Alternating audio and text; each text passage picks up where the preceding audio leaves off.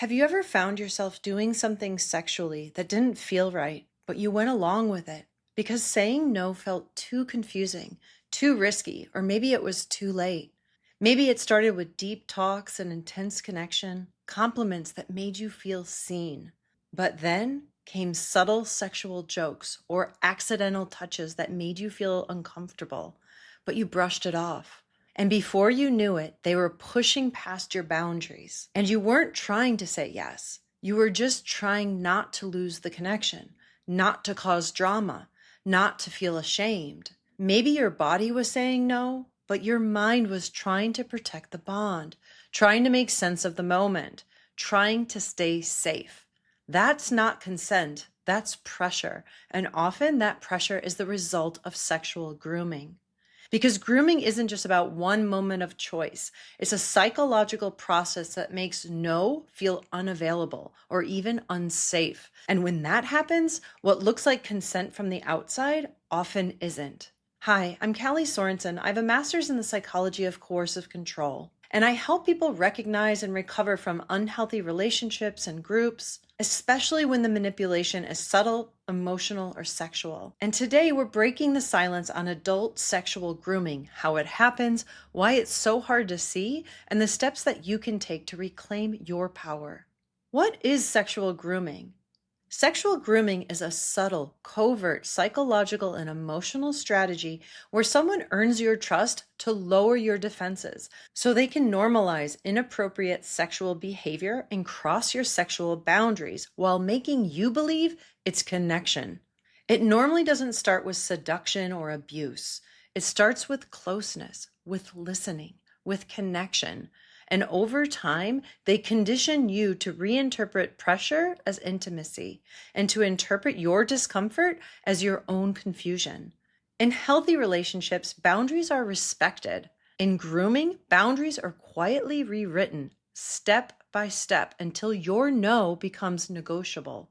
And here's the part most people miss. Sexual grooming doesn't require sexual intercourse. It's not about whether sex happened. It's about whether your sexual boundaries were crossed. It's the slow erosion of consent and the confusion of closeness and control.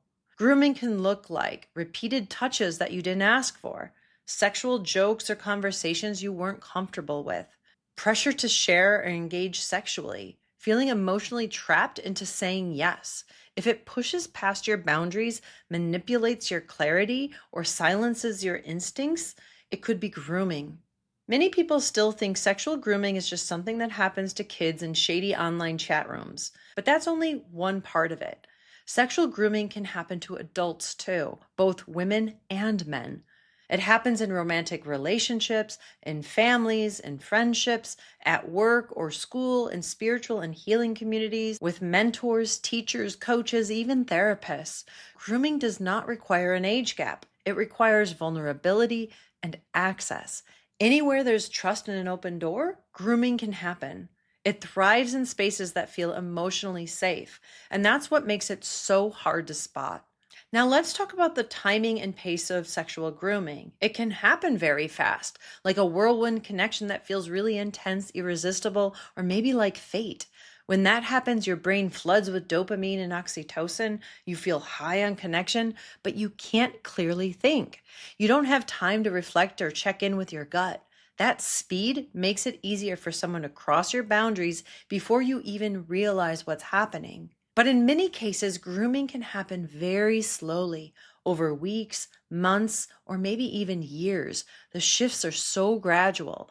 The red flags feel like growing pains instead of manipulation.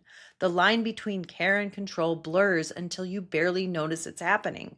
And by the time things feel off, you're already emotionally attached.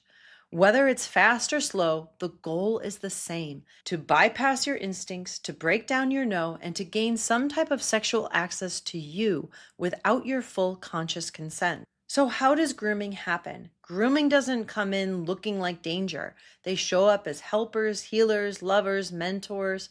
They listen deeply. They reflect your pain. They validate your worth. It feels like finally being seen. It feels like safety. but it's calculated. They learn what makes you open up and what you need, and then they offer exactly that. Once the emotional safety is established, the testing begins. A sexual joke here, a long hug, a lingering touch, a question that crosses a line but is framed as curiosity or concern. And if you flinch but don't speak up, they take that as a green light, and slowly your instincts begin to fade into the background. You start ignoring your discomfort to protect the connection. You start doubting your gut and trusting their version of the truth. They don't just manipulate your body, they manipulate your reality until you find yourself saying yes to things your gut once screamed no to. And here's the thing, there's actually a predictable pattern to how this happens, a specific sequence of emotional and psychological stages that groomers follow almost every single time. So make sure you check out my next video where I break down the 7 stages of sexual grooming step by step so you can spot the pattern early, trust your instincts, and protect your boundaries before they're rewritten. So why is sexual grooming so hard to see? Well, this is what makes grooming so hard to recognize. It looks like care, it feels like love, it's camouflaged inside intimacy. You feel chosen and special and understood. But little by little, your boundaries move. They know how to normalize discomfort. The first touch feels strange, but not threatening. The second joke is off color, but you laugh it off. By the time things feel truly unsafe, you're already emotionally attached. And they start saying things like, it's just a joke. You're too sensitive. I didn't mean it that way. You know how much I've been there for you. You start doubting yourself. You stop telling people what's really happening. You question your own memory, your feelings, your clarity. And now you're not just being groomed, you're isolated. You're trapped. Grooming hides in what seems to be genuine connection. And that's what makes it so powerful and so dangerous. So one of the most common questions I get on my channel around grooming is, isn't this just how dating or courtship works? You build trust, you test chemistry, you grow intimacy, right? But here is the key difference. In healthy relationships and dating, your no is honored. Your pace is respected. You're not punished or guilt-tripped by setting a boundary. Your feelings are treated as truth, not as obstacles. They will truly care about your needs. In grooming, your feelings are used as leverage. Your discomfort is ignored. Your boundaries are slowly eroded. And pressure gets reframed as connection, as intimacy, as proof of how deep the bond is. That is not love. It's control disguised as care. It's manipulation dressed up as closeness. And ultimately, it's about using you, not seeing you. So if any of this sounds familiar, you're not mistaken, you're not overreacting, you're recognizing something very real. Here are a few ideas of how you can start to move forward. Number 1, name what is happening. Name it out loud. This feels like grooming. Name the red flags and the patterns that you're now recognizing. Talk it through with somebody safe, a trusted friend, a mentor, a counselor. Labeling it and talking about it, naming it, shifts your nervous system out of confusion and towards clarity, towards empowerment. Number 2, journal your experiences. Record those moments, those gut reactions, those messages or interactions that felt off. Seeing those patterns laid out on a piece of paper helps you recognize the covert manipulation. Number 3, honor your feelings. Honor your discomfort. That shame, guilt, confusion, or second guessing, these are not your flaws. They are your internal warning signs, your inner red flag radar.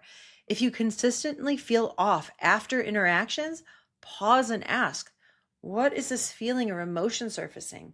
What do I need?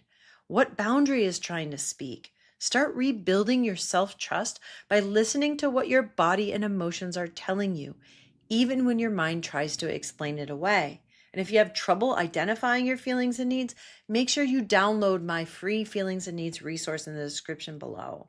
Number 4, create emotional distance safely. You don't owe confrontation, but you do owe yourself space to breathe, feel, and think through this. You might want to start by reducing contact gradually. Take note of how they respond. Are they supportive or do they guilt and pressure you? If the relationship feels enmeshed or unsafe, you may need support to exit. Consider working with a trauma-informed therapist or advocate to help you create a safe, strategic exit plan, especially if you fear retaliation, manipulation, or psychological fallout. By creating and protecting this space, you can help your nervous system settle so that your instincts and clarity can return. And number 5, get trauma-informed support. This is not something you have to figure out alone. Seek out a professional who is educated in coercive control and sexual grooming. You can also take my online course, Become Ungroomable, to support you to break these cycles and patterns, or work one-on-one with me. I'd be honored to support you. So sexual grooming works because we live in a world that teaches us to question our boundaries, especially around sex. We're taught to stay quiet, to feel ashamed, to believe that confusion equals consent. But grooming thrives in silence. And the moment you name it, even just to yourself, you start taking your power back. So if this resonated, I recommend watching my playlist on grooming so you can spot the patterns, protect yourself, and never question your gut again. As always, if you have any questions or you'd like to share your experience, leave a comment below. You never know who might read it and realize they're not alone, and neither are you. Thanks for watching, and I'll see you in the next video.